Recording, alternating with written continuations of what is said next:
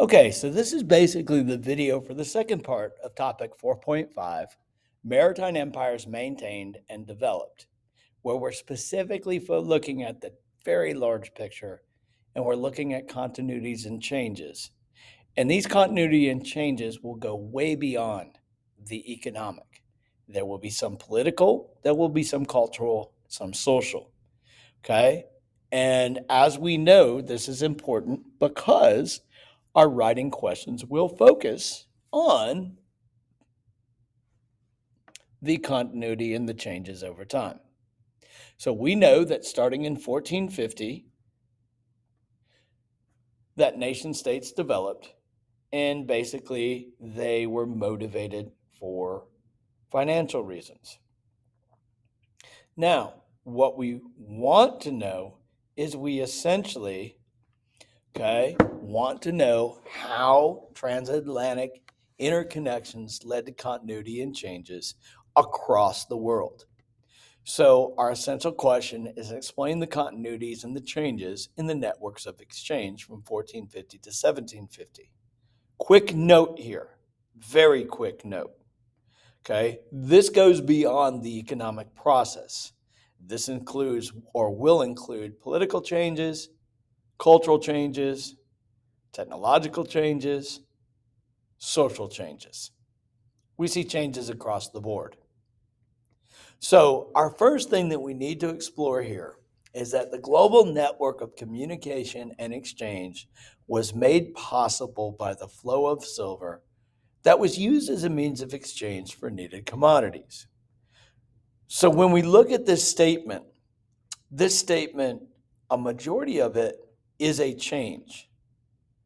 But also, we do see some continuities, okay? That there was a flow of precious metals. Before 1200, it was gold, and after 1450, it was silver. And that was wanted because it was used as a means of exchange. Now, we do see the same things that are being traded, but we're now adding new things that necessarily would not fall under the label of luxury goods. And also, we're getting bulk amounts of those luxury goods. This is why we call them commodities. So, this is a map of the flow of silver. Some other continuities that we can see in this map is a majority of the wealth, just like it was during the Afro-Eurasian trade, is flowing into Asia. Now, we know that the three main silver deposits are going to be Zacatecas, Potosi, and Japan.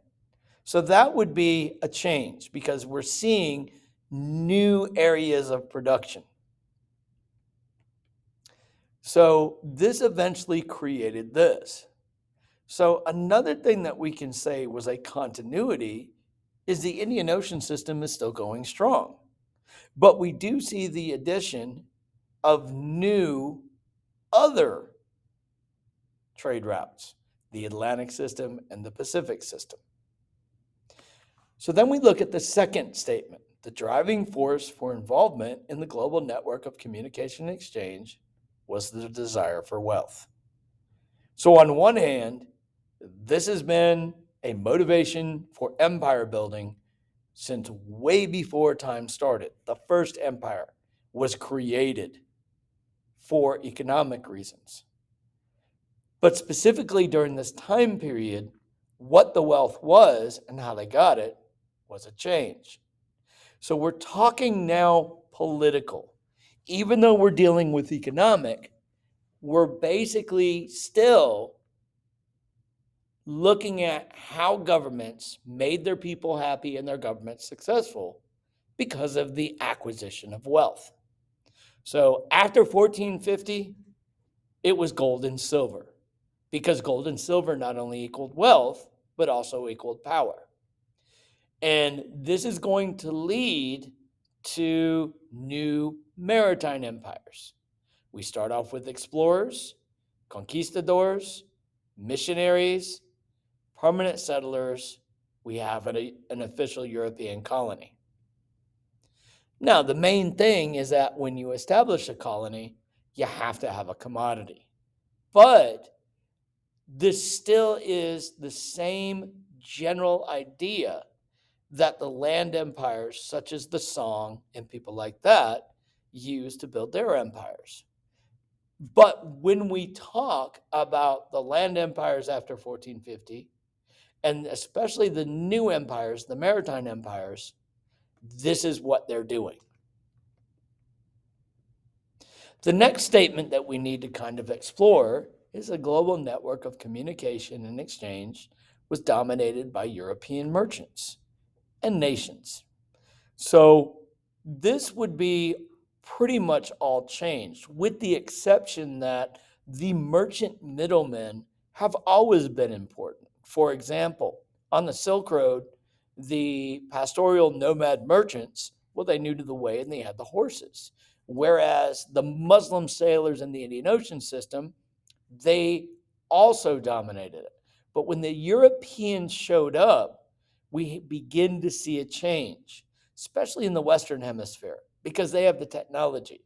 But as we get closer and closer to the end of this time period, the European merchants in the Indian Ocean system are going to get more powerful because they are going to have more technology.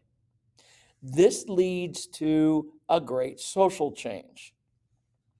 Across the world, the middle class, which is defined mostly as the merchant class, is becoming much more wealthy and a lot more powerful. In a lot of European countries, especially, these merchants had more wealth than the upper class did, yet they did not have the same power. And the reason was is they were the ones who commercialized, they were the ones who specialized in trade and worked to bring in gold and silver. So Europe is going to have kind of a business advantage, meaning that these are some of the new ideas. Before we just had simple organizations such as the Ortegoth, but now we see things such as the joint stock company, represented by the picture of the dude with the long hair and the charter in the middle. They're focusing on economic systems. That would be another change. You could call that political mostly. Adopting mercantilism, and then right toward 1750, the beginning of the progress toward capitalism. Banking, well, that obviously would be a continuity because banking and those financial instruments have been around since 1200. Okay, but the new financial instrument would essentially be the stock exchange, what you see on the picture of the lower right. Joint stock companies would seek investors by selling shares of stock in order to fund their exploration. The global flow of commodities in the network of communication and exchange moved from where they were abundant and cheap to where they were scarce and expensive. So, what we're talking about here is the specialization issue. Good, high quality silk could only be produced in China because of the mulberry bush. So they were very abundant there. And to be honest, when you have lots of supply, okay, prices plummet. Well, the rest of the world wanted that silk, and so prices were very high. And this is essentially a big continuity. Okay. We do begin to see more specialization. So this would be economic, or this could be social, because we see the rise of certain classes of people, such as, manufacturers and things like that, especially the merchants.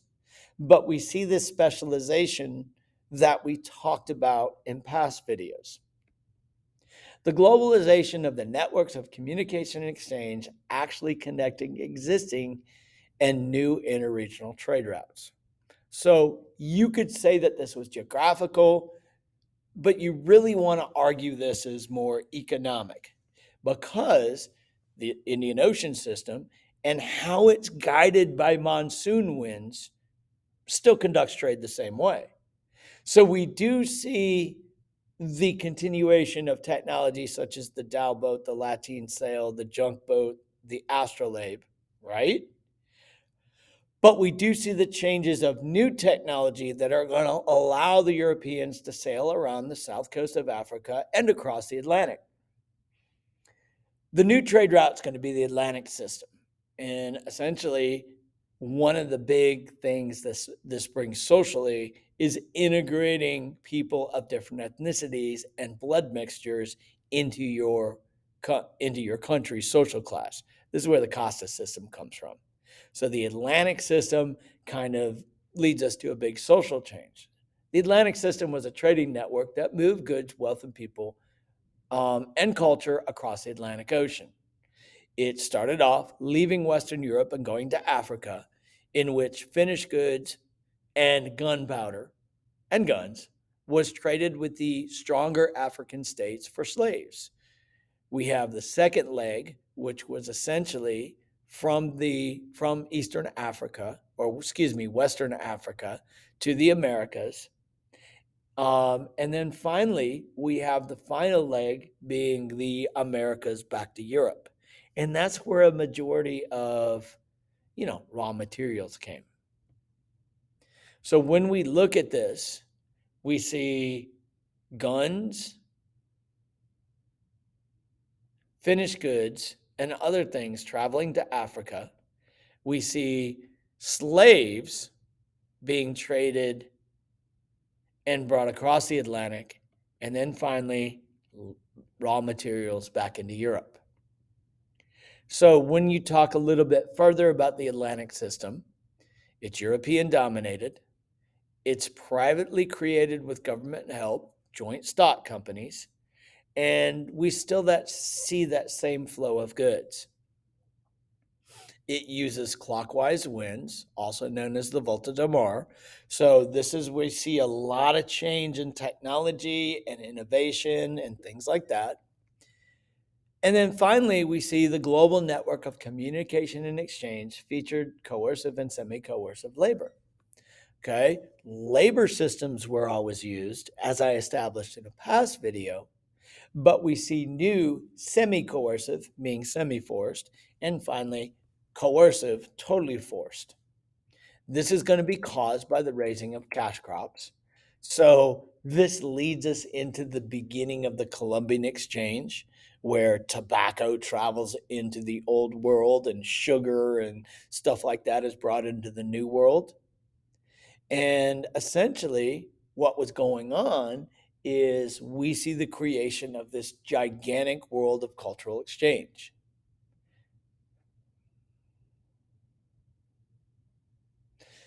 So, the next characteristic that we need to kind of analyze is the global network of communication and exchange led to the development of new methods that facilitated global trade. So, this is your financial instruments. Okay. Europe provided the things that ran it: banks, chartered companies, stock exchanges, insurance companies.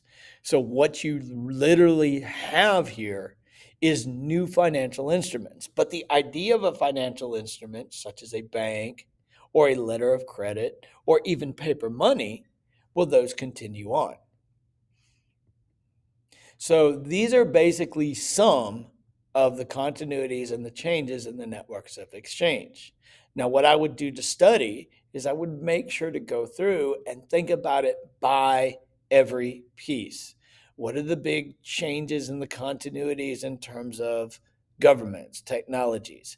But make sure they apply to the global network of exchange.